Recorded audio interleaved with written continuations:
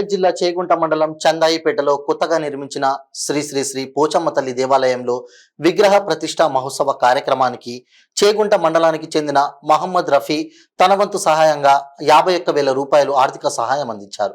అనంతరం ఆలయ ప్రాంగణంలో మొక్కలు నాటడం జరిగింది. ఈ కార్యక్రమంలో ఆలయ కమిటీ సభ్యులు ప్యారం కృష్ణయ్య, పోతరాజు సిద్ధిరాములు, సాయిబాబా, ప్రవీణ్, మహేష్, నాగరాజు, బైండ్ల బాలరాజు, తాల్క శేఖర్, ప్రసాద్, శరవయ్య, పోచయ్య తదితరులు పాల్గొన్నారు.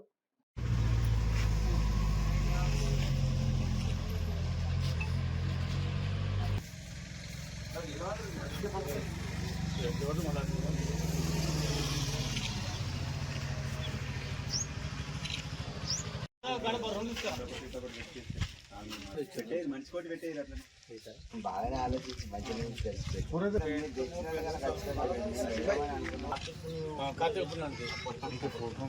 వీడియోలు భలే పెడతాడు మరి ఆయన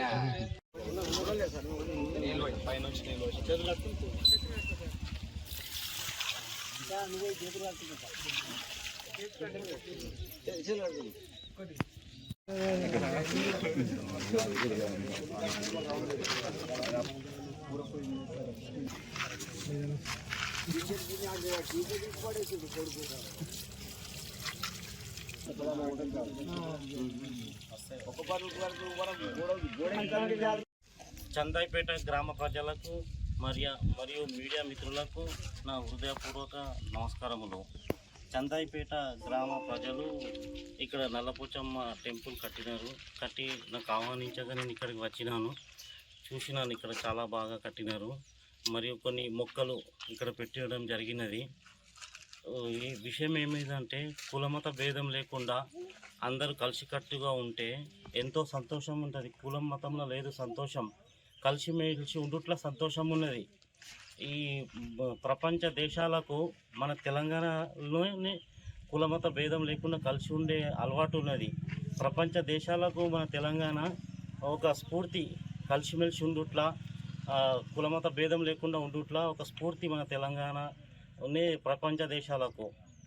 ఇక్కడ చాలా బాగా వాతావరణం ఉన్నది, అందరు కలిసి కట్టుగా ఉంటారు. ఇక్కడ పిలిచినందుకు అందరికీ పేరు పేరున హృదయపూర్వక నమస్కారం.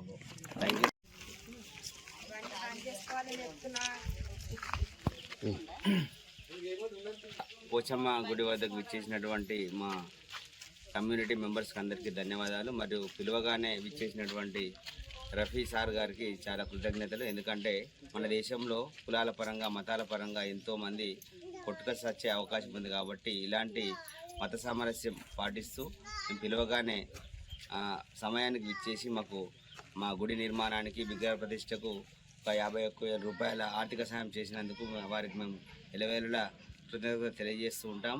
కాబట్టి మా పేద ప్రజలు ఎక్కడున్నా తన వంతు సాయం చేయాలని మేము మా గ్రామ ప్రజల తరఫున కోరుకుంటున్నాం.